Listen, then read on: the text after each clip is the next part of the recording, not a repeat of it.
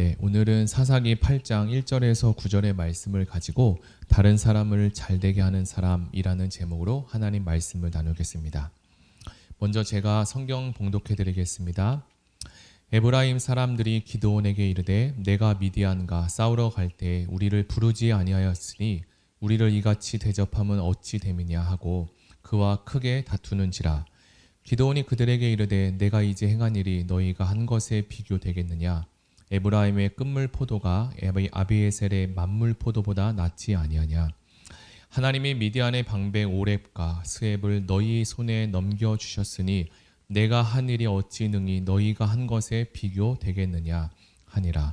하나님이 이 말을 하매 그때 그들의 노여움이 풀리니라.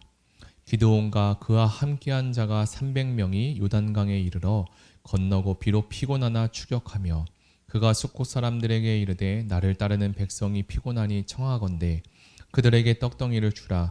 나는 미디안의 왕들인 세바와 살문나의 뒤를 추격하고 있노라 하니 숫곳의 방백들이 이르되 세바와 살문나의 손이 지금 내 손 안에 있다는 거냐.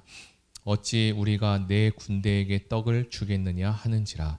기드온이 이르되 그러면 여호와께서 세바와 살문나를 내 손에 넘겨주신 후에 내가 들가시와 찔레로 너희 살을 찢으리라 하고 거기서 브누엘로 올라가서 그들에게 그같이 구한즉 브누엘 사람들의 대답도 숫곳 사람들의 대답과 같은지라. 기드온이 또 브누엘 사람들에게 말하여 이르되 내가 평안히 돌아올 때에 이 망대를 헐리라 하니라. 아멘. 네, 얼마 전 뉴스에서 들었던 보험 처리 문제로 보험사 직원에게 주먹을 휘두른 30대 남성이 경찰서에 가게 된 사건을 보게 되었습니다. 그는 보험사 사무실에서 보험 처리 문제를 논의하다가 시비가 돼서 보험사 직원을 폭행을 한 혐의라고 하는데요. 보험 적용이 되지 않는 다른 것까지 바꿔달라는 지나친 욕심이 화를 부른 사건이라고 합니다. 오늘 우리는 사사기 8장의 말씀을 읽었습니다. 하나님은 사사기를 통해 기드온이라는 인물에 대해서 꽤 많은 분량을 할애하고 있는 것을 보게 됩니다. 왜 그러실까요? 이것은 기드온의 모습을 통해서 하나님께서 우리에게 하시고자 하는 분명한 이유가 있다는 것을 우리는 알 수 있습니다. 먼저 우리는 기드온이 어떤 인물이었는가 이것에 대해서 살펴보겠습니다. 사사기 6장의 배경을 보면 이스라엘 자손이 하나님께서 보시는 앞에서 악한 일을 행했다라고 합니다. 여기서 악한 일이라는 것은 하나님을 떠나고 우상 숭배를 했다는 것을 가리킵니다. 하나님은 이것을 가장 큰 악으로 보셨습니다. 그래서 하나님은 반복되는 이 사사기의 패턴처럼 7년 동안 그들을 미디안의 손에 넘겨주셨습니다. 그래서 미디안 사람들의 세력이 이스라엘을 억눌렀다라고 이야기합니다. 이렇게 억눌렸던 이스라엘 백성들은 미디안 사람들 때문에 산과 동굴로 요새로 도피하게 되었습니다. 미디안 사람들은 이스라엘 온 땅에 소산물과 양과 소와 나귀까지도 남기지 않고 아주 황폐하게 만들었습니다. 이제 그때서야 이스라엘 백성들은 하나님께 울부짖기 시작합니다. 하나님은 그 소리를 듣고 그분의 사랑하심으로 이스라엘 백성들의 부르짖음에 응답하시고 너희가 이제 아모리 사람들이 섬기는 그 신들을 섬기지 말라라고 당부하십니다. 하나님은 이제 울부짖는 이스라엘 백성들을 향해 구원의 길을 열기 시작합니다. 아비에셀 사람 오브라에 있는 상수리 나무 포도주 틀에서 몰래 미리 이삭을 타작하고 있는 기드온을 불러내십니다. 먼저 우리가 알고 있는 사사라는 뜻은 재판하다, 다스리다라는 뜻을 가지고 있죠. 분쟁을 해결하는 재판관의 성격과 위기 가운데 구하는 구원자라는 성격을 가지고 있는 이 사사라는 뜻이 이 두 가지 성격을 가지고 있습니다. 그러나 이 사사라는 이미지와 다르게 오늘 등장한 이 기드온은 그 모습이 예사롭지 않습니다. 몰래 미리삭을 타작하는 기드온은 사사로서 가져야 될 용맹스러운 모습과는 상반된 아주 소심하고 약한 모습을 갖고 있죠. 기드온은 외적으로나 내적으로도 사사로서의 자격이나 모습이 크게 보여지지 않는 사람이었습니다. 그런데 하나님은 그런 기드온에게 천사를 보내십니다. 소심하고 연약한 기드온에게 천사는 더 이해할 수 없는 말을 기드온에게 던집니다. 기드온, 너는 힘센 장사야. 주님께서 너와 함께 하신다 라고 말합니다. 지금의 기드온의 모습은 장군의 모습도 전혀 없었고 힘이 세기는커녕 몰래 들키지 않으려고 몰래 숨어서 하는, 어찌 보면 비겁하고 겁 많은, 그렇게만 볼 수밖에 없는 모습인데 말입니다. 이런 기드온의 부르심을 보면 나약하고 겁 많은 모습의 사람임을 금방 우리는 알아챌 수 있습니다. 그런데 하나님은 그런 기드온에게 은혜를 베풀어서 이스라엘을 구원할 사사로 세워주십니다. 이런 위기 가운데 이스라엘 사람들 중에 어떤 사람들은 자신이 사사가 되고 싶어하는 사람도 있고, 또한 그 한 자리를 차지하고 싶어하는 사람도 분명히 있었을 것입니다. 그러나 하나님은 사사로서 자질이 부족한 이 기드온을 불러서 너는 용감한 자야 라고 칭찬해주며 기드온을 세워주시죠. 기드온이 하나님께로부터 이런 대우를 받을 때 얼마나 기쁘고 감사했을까요? 기드온은 하나님이 주신 그 은혜를 알고 더 충성하고 더 겸손한 모습으로 하나님께 나아가야 했습니다. 그런데 오늘 본문에 보니까 안타깝게도 기드온에게 그런 모습이 보여지지 않는 것이 나옵니다. 기드온에게 주신 은혜, 전쟁의 큰 승리를 자신에게 돌리려는 안타까운 이야기가 등장합니다. 우리가 읽지 않았지만 사사기 7장 18절에 보면 기드온은 이렇게 외칩니다. 그리고 백성들에게 이렇게 외치라고 합니다. 여호와를 위하라, 그리고 이어서 기드온을 위하라 라고 합니다. 이 부분을 읽으면서 저도 이것이 잘못 쓰여진 것이 아닌가라는 생각이 들 정도로 하나님이 주신 승리라는 자리에 하나님의 이름 대신 자신의 이름을 왜 넣었을까 불편한 생각이 들었습니다. 그리고 이 말씀을 묵상하면서 저는 주마등처럼 스쳐가는 한 사람이 생각나는데, 그 사람은 바로 이스라엘의 초대왕 사울 왕이었습니다. 사울도 부르심의 현장 가운데 기드온과 다르지 않았습니다. 그는 부끄러움이 많았던 사람인지 키도 컸지만 하나님의 부르심 앞에 그 큰 덩치로 숨어 있었습니다. 그럼에도 하나님은 사울을 불러 이스라엘 초대왕으로 세워주셨습니다. 그렇게 겸손할 줄 알았던 사울 왕이 되고 나서 하나님께서 이스라엘에게 계속적으로 승리를 안겨주자 자신이 뭔가 한 것 같은 생각하고 교만해지기 시작했습니다. 그리고 들려오는 소리가 있었는데 사울은 천천히고 다윗은 만만이다 라고 하는 백성들의 외침에 사울은 시기와 질투가 가득 채해졌고 자신의 이름 그리고 자신의 명예가 사라져가는 것이 두려워했던 인물이 바로 사울 왕이었습니다. 기드온과 사울 왕처럼 우리 안에 내가 왕이 되려고 하는 마음과 끊임없이 솟아나는 욕심을 우리는 어떻게 하면 바꿀 수가 있을까요? 첫째로 어떤 일에 대해서 옳다고 판단이 되면 손해보는 현장이라 할지라도 가감히 그 현장 속에서 우리는 도전해야 합니다. 내용을 정리하면서 한번 살펴보겠습니다. 먼저 앞장 8장에서 8장 앞부분에서는 에브라임 지파의 교만한 모습이 나옵니다. 에브라임은 누구인가요? 에브라임은 요셉이 낳아준 두 번째 아들로 아버지 야곱이 에브라임에게 그의 머리에 오른손으로 안수하고 므낫세에게는 왼손으로 안수하며 축복하면서 에브라임이 더 큰 민족이 될 것이다 라고 예언을 했습니다. 그 이후에 아버지 야곱의 예언처럼 유다 지파 그 위에 위치한 이 에브라임 지파는 땅도 많이 차지하고 힘도 굉장히 센 지파로 됩니다. 그런데 이 에브라임 지파를 오늘 본문의 내용을 보면서 자세히 살펴보면 그런 크고 힘센 지파였지만 그렇지 못한 기회주의적인 모습으로 살고 있음을 우리는 쉽게 알아챌 수 있습니다. 뒤늦게 전쟁터로 부름받은 에브라임 사람들은 기드온에게 오늘 1절에서 불만을 표시합니다. 1절을 한번 읽어드리겠습니다. 에브라임 사람들이 기드온에게 이르되 내가 미디안과 싸우러 나갈 때에 우리를 부르지 아니하였으니 우리를 이같이 대접하면 어찌 됨이냐 하고 그와 크게 싸우는지라. 1절을 읽어보니까 에브라임 사람들은 왜 처음부터 자신들을 전쟁터에 부르지 않았느냐라고 이야기하죠. 처음부터 에브라임이 전쟁에 참여한 것이 아니라 뒤늦게 전쟁이 시작되고 난 뒤늦게 전쟁에 참여해 이기고 난 이후에 이러한 말을 하는 것은 에브라임 입장에서 자신으로 하여금 생색을 내고 또한 스스로 자랑하기 위한 것이 아닐까라는 생각이 듭니다. 만약에 에브라임 사람들이 자기들이 얘기한 것처럼 정말로 동족들을 위해서 미디안 사람들과 싸울 준비가 되고 그런 마음이 있었다면 이전에 이스라엘이 고통이 시작되고 나서 약 7년 동안, 지난 7년 동안 왜 가만히 있었고 침묵했느냐, 그러한 의문이 생기게 됩니다. 물론 전쟁을 시작했을 때 기드온은 에브라임을 부르지 않았던 것은 사실입니다. 전쟁의 승패가 결정된 다음에 적들이 도망갈까봐 그때서야 그 사람들에게, 에브라임 지파 사람들에게 도움을 청한 것도 물론 사실이죠. 그럼에도 에브라임 사람들이 기드온에게 이렇게 이야기하는 것은 진짜 마음으로, 진실한 마음으로 그렇게 한 것인가 조금 의심이 되는 부분이기도 합니다.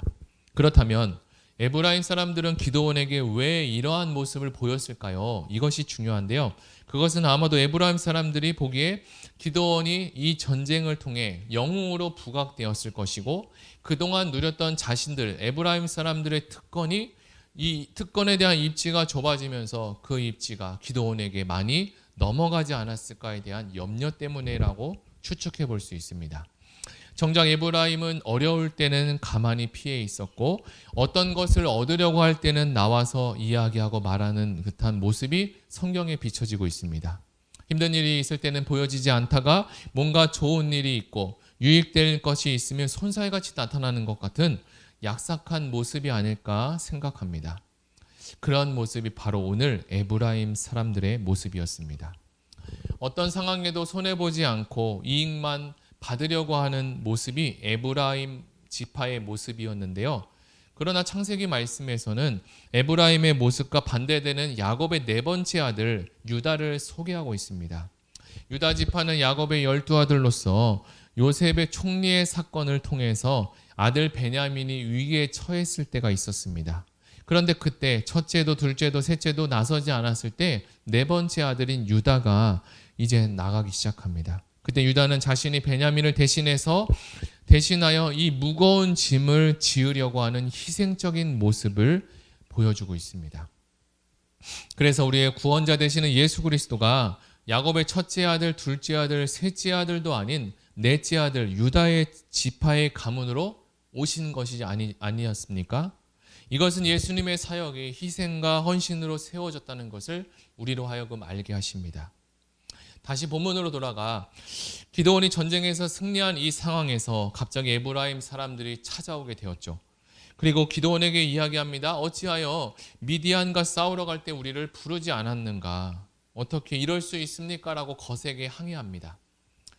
사실 이 부분을 명백히 살펴보면 기드온은 잘못한 것이 없습니다. 기드온은 하나님이 하라고 한 것을 그냥 했을 뿐입니다. 사사기 8장 이전에도 하나님께서 물 먹는 것과 그리고 두려워하는 것을 통해서 많은 사람들을 이렇게 돌려보내는 일을 우리 기드온이 했습니다.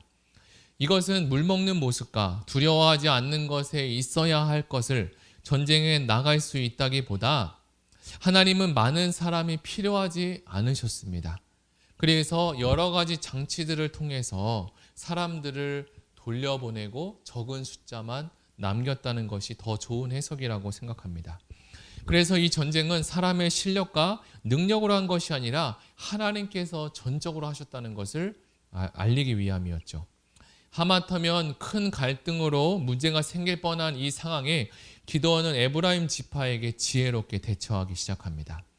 싸우고자 달려오는 이 에브라임 사람들에게 기드온은 오히려 자기 자신을 낮추고 에브라임 사람을 세워주기 시작합니다. 이번에 내가 한 일이 당신들이 한 일에 비교나 되겠습니까? 기드온이 이렇게 얘기합니다. 에브라임이 끝물 포도를 주운 것이 아비에셀이 추수한 것 전부 합친 것보다 낫지 않겠습니까? 라고 하며 에브라임을 띄워주기 시작합니다. 여기서 에브라임의 끝물이라는 것은 처음 수확하여 얻은 상품성이 뛰어난 만물, 포도와 대비되는 말로서 맨 끝에 걷어들인 질이 낮은 포도를 이야기합니다. 그러니까 에브라임의 제일 나쁜 것보다 우리에게 있어서 제일 좋은 것이랑 비교했을 때 비교가 되지 않고 에브라임이 낫다라는 것을 이야기한 거죠. 이 기드온의 겸손한 모습으로 에브라임의 모습을 높여주며 갈등이 될 만한 상황이 잘 헤쳐나가는 순탄한 모습으로 정리가 됩니다. 이렇게 기드온이 에브라임을 칭찬해 주니까 마음의 기쁨을 얻었든지 그들의 노여움이 풀렸다라고 성경은 이야기합니다. 사람은 어느 누구나 칭찬을 받으면 모두 좋아합니다. 우리도 다른 사람의 좋은 점을 살펴보며 칭찬을 하고 그리고 높여주는 사람들이 되었으면 좋겠습니다. 그리고 반대로 내가 한 일에 대해서 칭찬을 해주지 않거나 칭찬을 받으려고 하기보다 그리고 칭찬을 해주지 않으면 서운해 하기보다 이 땅에서 인정받으려는 그 마음을 우리가 조금 내려놓으면 좋을 것 같습니다. 특별히 예수 그리스도의 희생과 헌신으로 우리는 구원을 받지 않았습니까? 그리고 그 예수님을 믿고 따르기로 우리는 작정한 사람입니다. 예수님의 사역은 인정받기 위한 사역이 절대 아닙니다. 무언가를 얻으려고 그리고 무언가를 받으려고 하는 것이 아니라 오히려 자기 자신을 비우고 낮추려는 것이 예수님의 사역의 모습이었습니다. 빌립보서 2장 5절에 보면 너희 안에 이 마음을 품으라 곧 그리스도 예수의 마음이니 그는 근본 하나님의 본체시나 하나님과 동등됨 취할 것을 여기지 아니하시고 오히려 자기를 비워 종의 형체를 가지사 사람들과 같이 되셨고 사람의 모양으로 나타나사 자기를 낮추시고 죽기까지 복종하셨으니 곧 십자가에 죽으심이라 라고 이야기합니다.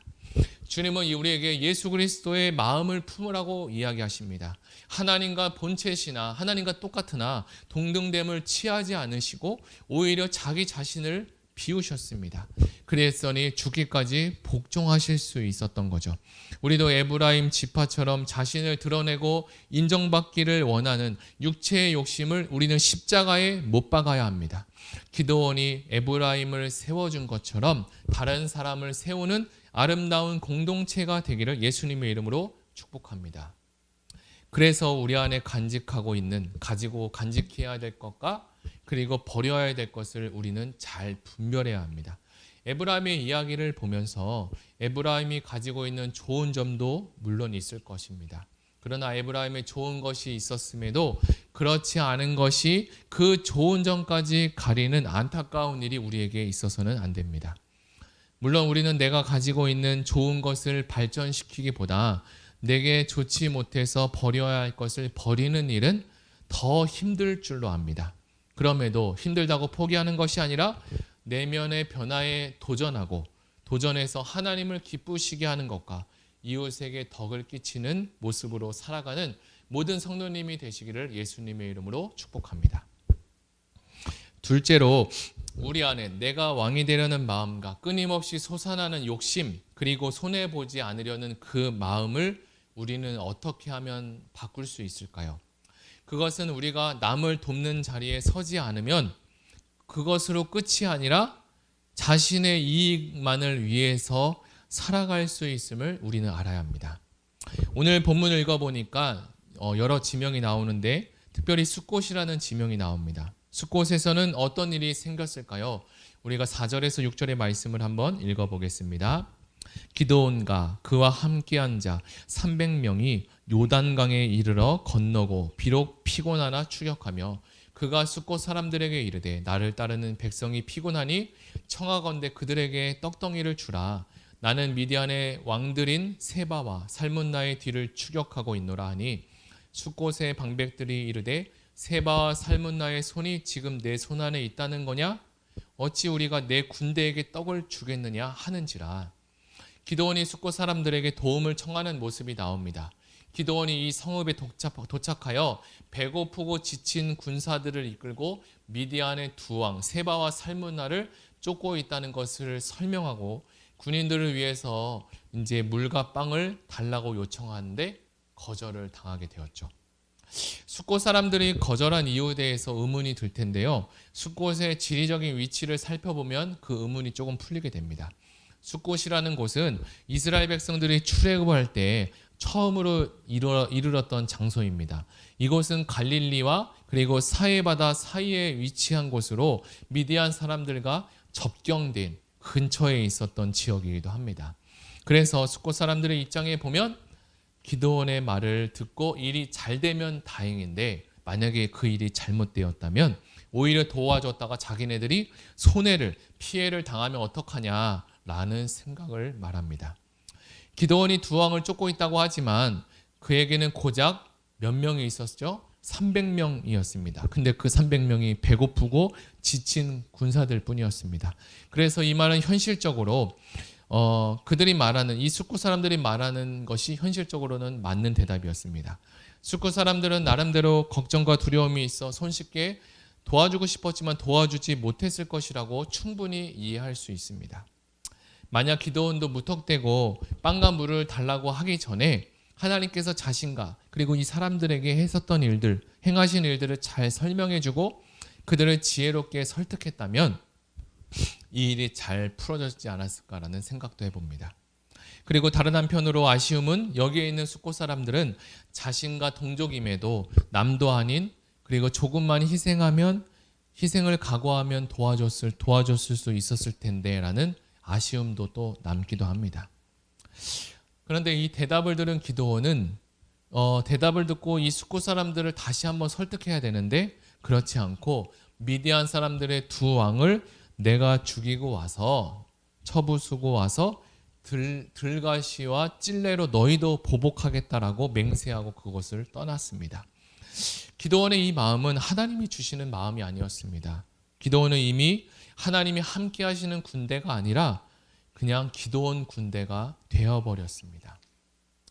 예전에는 형제 우애가 참으로 좋았고 형제 중에 어려움이 있는 가족이 있다면 손을 붙여서라도 도와주고 그 가정이 일어날 수 있도록 세워주고 하는 이야기들이 참으로 많이 들렸습니다.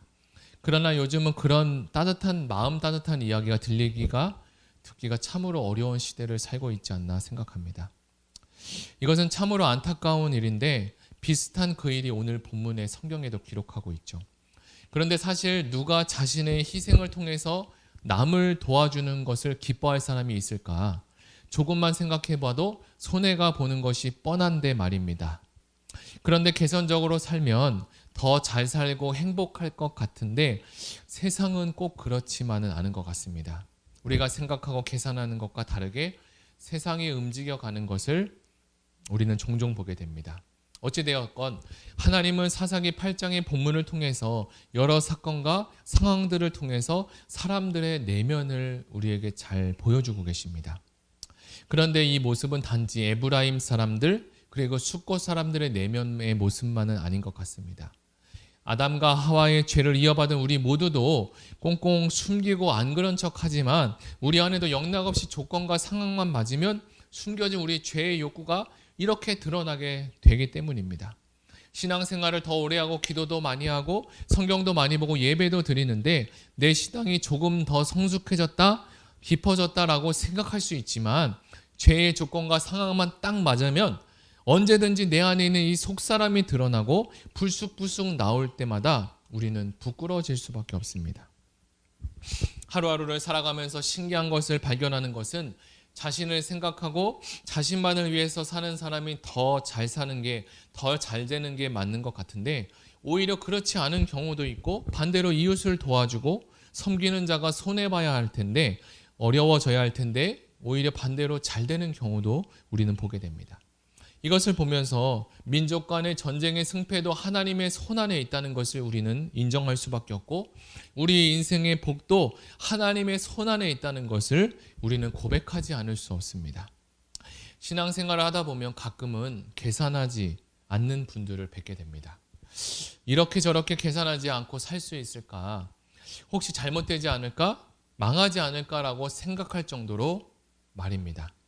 그러나 하나님은 이웃을 사랑하고 도우시는 분위기에 남을 돕고 섬기는 사람들이 잘 되게 하십니다. 성경은 여러 곳에서 이러한 이야기들을 기록하고 있는데요. 잠언 19장 17절을 찾아보았습니다. 잠언 19장 17절에 이렇게 기록하고 있습니다. 가난한 자를 불쌍히 여기는 것은 여호와께 구워드리는 것이니 그의 선행을 그에게 갚으시리라. 가난한 자에게 꾸는 것은 곧 하나님께 꾸는 것이라고 성경은 이야기합니다. 사람은 구워준 것을 구워준 만큼만 갚아주는데 하나님은 그러신 분이 아니라 하나님은 흔들어 넘쳐도록 부어주시는 분이죠. 물론 무엇을 얻기 위해 그리고 무엇을 받기 위해서 하는 것이 아니라 이런 것은 하나님의 사랑이 충만해서 그리고 감사함으로 그렇게 사시는 성도님이 되시면 하나님께서 큰 은혜를 부어주시지 않을까라는 생각이 됩니다.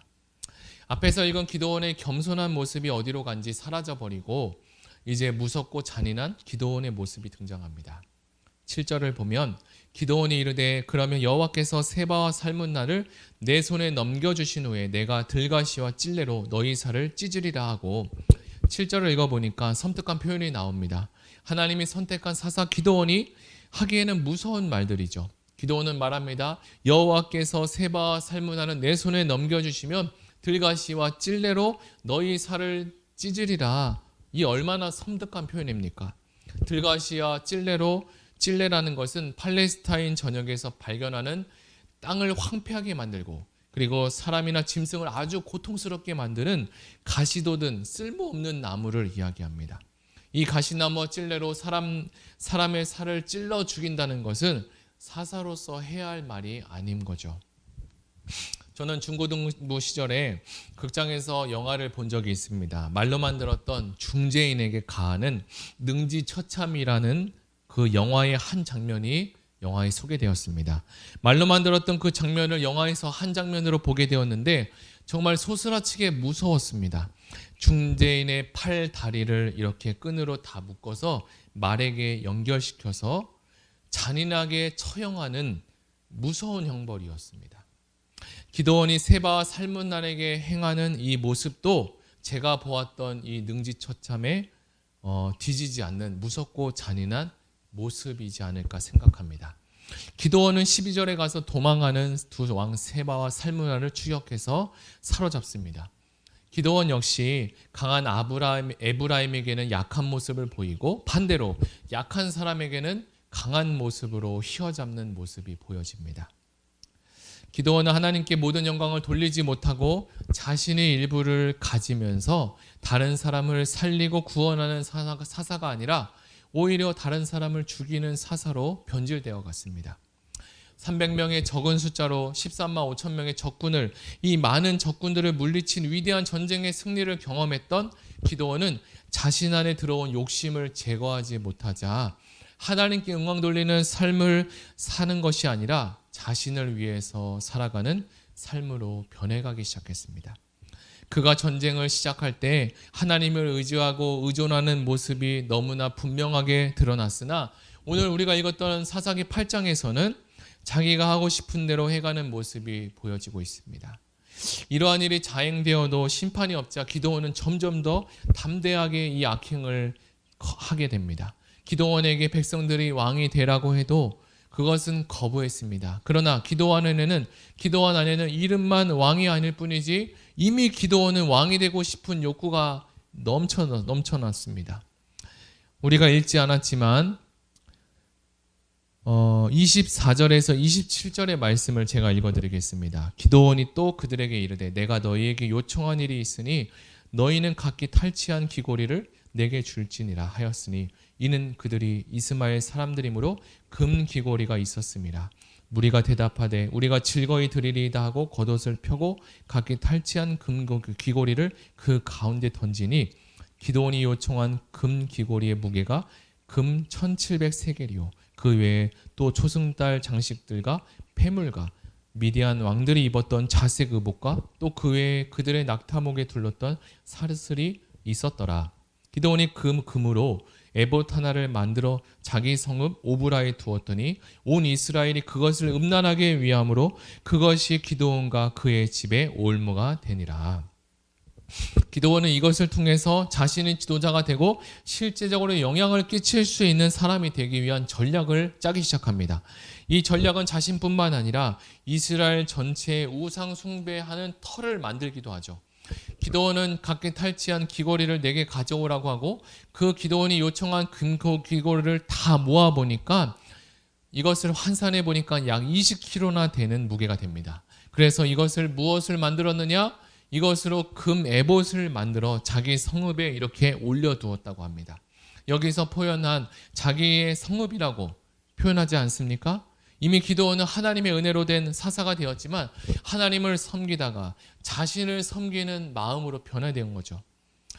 자, 이제 말씀을 정리해 보겠습니다. 오늘 우리는 사사기 8장의 말씀을 묵상하며 300명의 용사로 수많은 미디안 사람들을 무찌른 기드온의 변질되어 가는 모습을 우리는 보게 되었습니다. 기드온은 결국 왕은 되지 않았지만 이미 왕만 되지 않았지 자신을 드러내고 자신의 권력을 자랑하고 싶었고 자신이 하고 싶은 것들은 다 했습니다. 하나님은 기드온의 그 일을 기뻐하지 않으시고 그것이 기드온과 그의 집의 올무가 되게 하십니다. 우리 안에도 기드온과 같이 나를 드러내고 싶은 그 메보스는 있지 않습니까? 겉으로 왕이 되지 않았지만 내 안에는 이미 왕이 된 것 같이 인정받고 싶고 칭찬받고 싶은 욕구가 있지는 않습니까? 하나님이 세우신 사사 기드온은 하나님의 뜻에 의해서 세워진 사사입니다.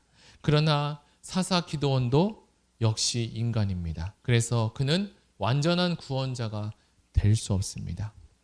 하나님은 비록 죄인이지만 인간인 기드온을 통해서 이스라엘 백성들을 구원하셨습니다. 그러나 우리에게는 우리를 구원할 메시아 예수 그리스도가 이 땅에 오셨습니다. 예수님은 완전한 하나님이지만 완전한 사람이십니다. 예수 그리스도가 영원한 우리의 사사가 되셔서 온유와 겸손으로 무장하신 분이 바로 예수님입니다. 오늘 우리도 자신을 드러내는 욕심을 벗어버리고 이웃을 섬기고 돕는 그리고 예수님의 온유와 겸손의 옷을 입는 모든 성도님이 되시기를 예수님의 이름으로 축복합니다. 우리 이 시간 들은 말씀을 생각하며 다 같이 기도하시기를 원합니다. 연약하고 부족한 사사 기드온을 불러주셔서 사사로 세워주신 하나님, 기드온에게 용기를 주시고 믿음을 주셔서 전쟁에 승리하게 하셨습니다. 그러나 그것은 기드온이 한 것이 아니라 하나님이 하신 것을 기드온은 잊어버렸습니다. 하나님, 기드온처럼 연약하고 부족한 저희들을 불러주셔서 감사합니다. 하나님 경황 놀리지 않고 이웃을 돕지 않으면 자신을 왕으로 삼고 살기가 쉽다고 하셨습니다. 우리 안에 있는 우상을 제거하여 주시고 영원한 사사 되시는 예수님의 온유와 겸손의 모습으로 오늘도 예수님을 닮아가게 하여 주시옵소서. 우리 다 같이 기도하며 나아가겠습니다. 하나님 아버지 감사합니다. 오늘 사사기 8장의 말씀을 통해서 우리에게 주님 영원한 사사 되신 예수 그리스도 그리고 인간의 모습으로 인간의 연약한 모습인 기드온의 모습인 사사의 모습을 보여주셨습니다. 하나님 우리에게도 기드온과 같이 그리고 하나님 숫곳 사람들과 같이 에브라임 지파 사람들과 같이 연약한 우리의 모습들이 우리 안에 있습니다. 안 그런 척하지만 우리 안에는 그 죄의 것들이 많이 있고 우리 안에 우상이 많이 있습니다. 하나님 내가 잘 칭찬받고 싶고 잘 되고 싶고 그리고 인정받고 싶고 하는 것들이 있지만 하나님 그런 것들을 잠시 우리가 내려놓을 수 있도록 도와주시고 우리가 남이 잘되게 하시고 다른 사람들을 잘되게 하고 다른 사람들에게 덕을 끼치고 다른 사람들에게 칭찬하고 인정할 수 있는 하나님 넓은 마음을 가진 사람들이 될 수 있도록 하나님 우리에게 하나님의 그리스도 예수의 마음 온유와 겸손의 그 마음을 허락하여 주시옵소서. 하나님 우리 안에는 그 부족한 마음들이 우리의 죄가 너무나 많이 있습니다. 하나님 오늘 말씀을 들었을 때 우리의 죄가 깨끗이 씻겨지게 하시고 하나님의 풍성한 은혜로 채워지게 하여 주시옵소서. 예수님께서 이 땅에 사역하셨을 때 온유와 겸손으로 사역하셨는데 하나님 우리도 그 온유와 겸손한 마음으로 하루하루를 살아갈 수 있는 주님의 은혜를 부어주시고 우리 안에도 성령의 충만함을 부어주셔서 하나님을 찬양하며 기쁘게 나아갈 수 있도록 도와주시옵소서. 기드온이 처음에 겸손한 모습으로 하나님께 나아갔던 것처럼 우리도 하나님 앞에 하나님이 말씀하실 때 겸손한 모습으로 나아갈 수 있도록 주님 은혜를 부어주시옵소서. 우리에게는 겸손이 없습니다. 우리에게는 아버지 온유가 없습니다. 하나님 온유한 주님의 마음 하나님 겸손한 주님의 마음을 주여 우리에게 부어주시옵소서. 하나님께서 함께하여 주실 줄 믿습니다. 주님 우리에게 은혜를 부어주실 줄 믿습니다. 하나님이 없이는 주의 말씀이 없이는 하루도 살 수 없는 연약한 존재임을 우리가 나약한 존재임을 우리가 알게 하여 주시옵소서. 감사드리며 예수님의 이름으로 기도드립니다. 아멘. 우리 이 시간에 두 번째로 기도하기를 원합니다. 다음 세대 성경학교와 수련회가 모두 마쳤습니다. 이제 들은 말씀과 은혜를 간직하고 이번 학기도 우리 믿음으로 살아갈 다음 세대를 위해서 기도해 주시기 바랍니다. 그리고 선교사를 위해서 기도할 때 송다니엘 이조희 선교사님을 위해서 다 같이 기도합니다. 마구리아 마을 지역개발 사역을 하시는데 7월 1일부터 봉쇄 조치가 내려졌다고 합니다. 그분들의 삶이 더 힘들어졌다고 하는데 송다니엘 조이가 온전한 예배자의 삶을 살 수 있는 선교사님 될 수 있도록, 그곳의 스태프들이 믿음과 말씀으로 제자를 세워갈 수 있도록, 해피 홈스쿨이 잘 진행될 수 있도록 위해서 다 같이 기도해 주시기 바랍니다. 우리 이 시간에 다 같이 기도하며 나아가겠습니다. 하나님 아버지 감사합니다. 7, 8월 여름 성경학교 유치부, 1년부, 초등부, 중고등부, 청년부에 이르기까지 하나님 온라인이지만 하나님 아버지 여러 모양으로 이 코로나 상황 가운데 하나님 이 성경학교와 수련회가 진행될 수 있게 하심을 감사합니다. 이것을 통해서 하나님이 일하신 것을 우리가 이 현장을 보았습니다. 하나님 우리가 하나님 말씀을 듣고 찬양하고 예배했습니다. 하나님 드린 마음의 말씀들이 우리의 마음판에 우리 다음 세대의 어린 학생들의 마음에 새겨지게 도와주시고 하나님 평생 살아갈 수 있는 믿음의 사람들 될 수 있도록 하나님 축복하여 주시고 믿음의 믿음을 주여 더하여 주시옵소서. 성령의 충만함을 건립혀 주시옵소서. 하나님 아버지 선교사님들을 위해서 기도합니다. 송다니 이조의 선교사님을 위해서 이 시간에 기도하오니 마구리아 마을 지역개발 사역이 하나님 봉쇄됐다고 하는데 하나님 봉쇄된 모든 것들이 풀어지게 하시고 열려지게 하여 주시옵소서. 그분들의 삶이 어려워졌다고 하는데 하나님 은혜를 베풀어 주셔서 하나님 삶의 윤택함이 흐르게 도와주시고 모양 점을 여러 손길들의 도움의 손길들이 넘치도록 주여 축복하여 주시옵소서. 하나님께서 은혜를 주시옵소서. 하나님 아버지 특별히 송다니엘 조이 온전한 예배자가 삶을 살 수 있도록 도와주시고 코로나 상황 가운데 하나님께 더 예배드릴 수 있도록 하나님께 더 깊은 교제가 되어줄 수 있도록 주님 축복하여 주시옵소서. 그것을 돕는 스태프들이 믿음과 말씀으로 제자를 양육하고 세워갈 수 있도록 도와주시고 하나님의 스태프들이 먼저 하나님 앞에 제자가 되게 하시고 말씀의 제자, 기도의 제자, 하나님의 성령의 충만한 제자들이 될 수 있도록 주님 도와주시옵소서. 해피 홈스쿨이 진행 가운데 있습니다. 하나님 이것을 위해서 우리가 다 같이 기도하고 있습니다. 하나님 더욱더 확장되고 하나님 좋은 것들로 아버지는 이루어지고 아버지 양육되고 교육될 수 있도록 주님 도와주시옵소서. 하나님께서 이 선교사님 이 지역 가운데 하나님 수많은 영혼들이 택해 주셨는데 그들 가운데 하나님 복음이 전파되고 전파될 수 있도록 주여 축복하여 주시옵소서. 감사드리며 예수님의 이름으로 기도드립니다. 아멘. 우리 이 시간에 마지막으로 기도할 때 나라 민족을 위해서 기도해 주시고 코로나 상황을 위해서도 기도해 주시고 가지고 오신 개인 기도 제목을 위해서 다 같이 기도하며 나아가겠습니다.